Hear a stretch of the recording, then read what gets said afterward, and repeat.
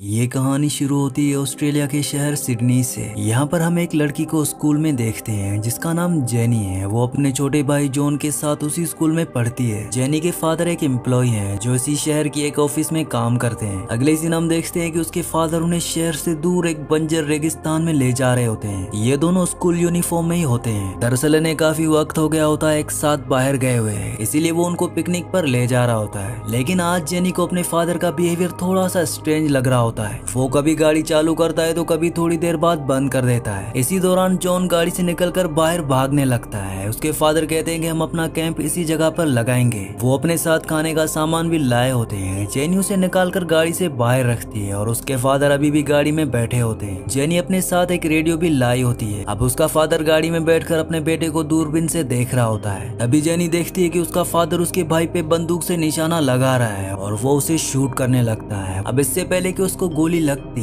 तभी जेनी आकर उसे पत्थरों के पीछे छुपा देती है। तभी जॉन यानी कि उसके छोटे भाई को लगता है कि वो सब कोई खेल खेल रहे हैं। जेनी उसे कुछ नहीं बताती, पर अब जेनी को पता चल चुका है कि उसका फादर इन दोनों को मारना चाहता है। वो अपने भाई को लेकर वहाँ से छुपकर भागने लगती है। वो देखती है कि उसके फादर गाड़ी से पेट्रोल का गैलन निकालता है और उसे गाड़ी पर छिड़क कर आग लगा देता है और खुद को गोली मारकर अपनी जान ले लेता है। दरअसल जेनी के फादर काफी दिनों से डिप्रेशन में थे, इसीलिए वो अपने साथ जेनी और जॉन को भी मारना चाहता था। जेनी ये देखकर काफी डर जाती है और अपनी पिकनिक स्पॉट से कुछ खाने पीने का सामान लेकर अपने भाई के साथ निकल जाती है। जॉन के पूछने पर वो कुछ भी नहीं बताती और वो उस बंजर रेगिस्तान में आगे बढ़ने लगती है। अब चलते चलते रात हो जाती है। उनके पास थोड़ा सा कैट फूड होता है, ये उन्हें खाकर गुजारा कर लेते हैं और वहीं रुककर सो जाते हैं। अब अगली सुबह उठकर वो आगे बढ़ने लगते हैं। वो काफी ऊंचाई की तरफ पहुंच जाते हैं। वहां से देखने के बाद सामने बस दूर दूर तक बंजर रेगिस्तान ही नजर आ रहा होता है। ये एक जगह रुक जाते हैं। अब इनके पास आखिरी कैन फूड बचा होता है, ये उसे भी खा लेते हैं। यानी कि अब इनके पास खाने के लिए कुछ भी नहीं है। ये रेगिस्तान में भटक चुके हैं। ये वेस्टर्न ऑस्ट्रेलिया का इतना बड़ा रेगिस्तान होता है कि यहाँ से बिना नक्शे के निकलना तकरीबन नामुमकिन है। अब इसके बाद रात बीत जाती है। आज उन्हें यहाँ 3 दिन गुजर चुके हैं। प्यास की वजह से अब इनकी बॉडी डिहाइड्रेट होने लगती है। जॉन थक कर वहीं लेट जाता है। अब वो चलने की हालत में नहीं होता। जेनी उसे अपने कंधे पर उठाकर आगे बढ़ने लगती है, पर अब जेनी भी काफी थक गई होती है। जेनी उसे कहती है कि वो उठे और उसके साथ आगे बढ़े। पानी ना मिलने की वजह से जॉन की आंखें बंद होने लगती है। तभी दूर जेनी को एक पेड़ दिखाई देता है। वो सोचती है कि वहाँ वो थोड़ी दूर रुककर आराम करेंगे और फिर आगे बढ़ेंगे। अब जब वो उस पेड़ के पास पहुँचते हैं तो उस पेड़ पर कुछ फल लटक रहे होते हैं और वही उस पेड़ के नीचे काफी पानी जमा होता है, जिसे देखकर ये दोनों बहुत खुश हो जाते हैं। लेकिन उन्हें ये लगता है कि ये फल जहरीला भी हो सकता है। पर तब ये देखते हैं कि कुछ पंछी उस फल को खा रहे होते हैं। ये दोनों वहीं रुककर अपना पूरा दिन गुजारते हैं और रात को वहीं पर ही सो जाते हैं। वीडियो में आगे बढ़ने से पहले आप सबसे रिक्वेस्ट है कि मेरे 99% व्यूवर्स वीडियो तो देखते हैं लेकिन चैनल को सब्सक्राइब नहीं करते और ना ही वीडियो को लाइक करते हैं। तो आप सबसे रिक्वेस्ट है कि मेरे चैनल को सब्सक्राइब और वीडियो को लाइक लाजमी से कर दिया करें। अगली सुबह जेनी उठकर देखती है कि वहाँ का सारा पानी सूख चुका है। ये देखकर वो काफी मायूस हो जाती है और अब पेड़ पर जो थोड़े बहुत फल होते हैं वो भी खत्म हो चुके हैं। इन दोनों को समझ में नहीं आ रहा होता कि एक रात में इतना सारा पानी कैसे सूख गया। जॉन पूछता है कि आज वो किस दिशा में सफर करेंगे। जेनी कहती है कि वो यहीं रुकेंगे और मदद का इंतजार करेंगे। जॉन और सफर नहीं करना चाहता, वो उतनी धूप में काफी थक चुका है। अब इसके बाद दोपहर के टाइम पर वो वहीं पर ही आराम कर रहे होते हैं कि तभी दूर ऊंचाई पर एक आदमी उनकी तरफ आता हुआ दिखाई देता है। दरअसल ये एक शिकारी होता है जो उसी रेगिस्तान में अकेले शिकार कर रहा होता है। वो उनकी तरफ आता है और अपनी जुबान में उनसे पूछता है, लेकिन जेनी को उसकी जुबान समझ में नहीं आती और ना ही उस लड़के को इंग्लिश आती है। थोड़ी देर बोलने के बाद वो वहाँ से जाने लगता है। जेनी उसे रोकती है और वो उसे अपनी बात समझाने की कोशिश करती है, लेकिन उस लड़के को कुछ समझ नहीं आता। तब जॉन उसे इशारों में समझाता है कि उन्हें पीने के लिए पानी चाहिए, जिसके बाद वो समझ जाता है कि इन्हें पीने के लिए पानी चाहिए। वो उस पेड़ के पास जाता है और गीली मिट्टी में एक लकड़ी की पाइप डालता है और मुंह से खींचकर पानी को ऊपर ले आता है। दरअसल ये पानी सूखा हुआ नहीं होता,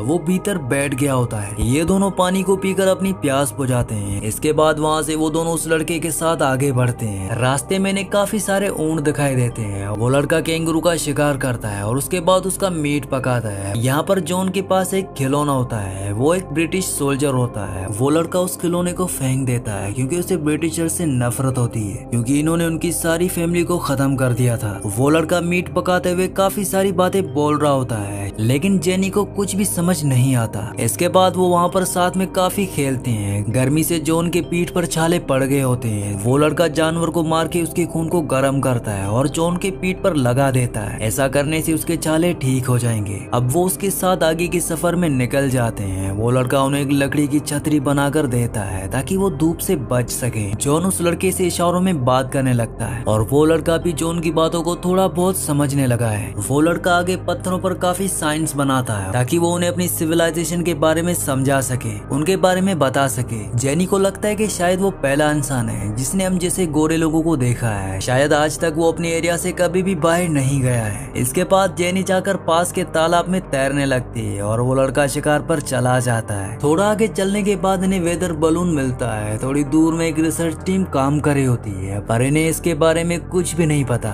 वहाँ से वो लड़का उन्हें फार्म पर लेकर जाता है। जेनी भागते हुए उसके पास जाती है, शायद यहाँ से उसे कोई मदद मिल जाए, लेकिन वो फार्म पूरी तरह से खाली होता है। ये देखकर वो काफी मायूस हो जाती है। यहाँ वो लड़का जेनी से काफी बातें करता है लेकिन जेनी को कुछ भी समझ नहीं आता। शायद वो जेनी को पसंद करने लगा है। इसके बाद वो लड़का जॉन को लेकर शिकार करने चला जाता है। वहाँ उसे एक भैंसा दिखाई देता है। वो उससे लड़ने लगता है और जमीन पर पटक देता है। तभी वहाँ पर कुछ गोरे ऑस्ट्रेलियन ट्रक लेकर आते हैं। उन्होंने एक भैंसे को अपनी ट्रक के पीछे रखा हुआ होता है। वो कई भैंसों को अपनी राइफल से शूट कर रहे होते हैं। वहाँ वो लड़का खड़ा होकर ये सब देख रहा होता है। उसे ये सब ठीक नहीं लग रहा होता क्योंकि ये शिकार का सही तरीका नहीं होता।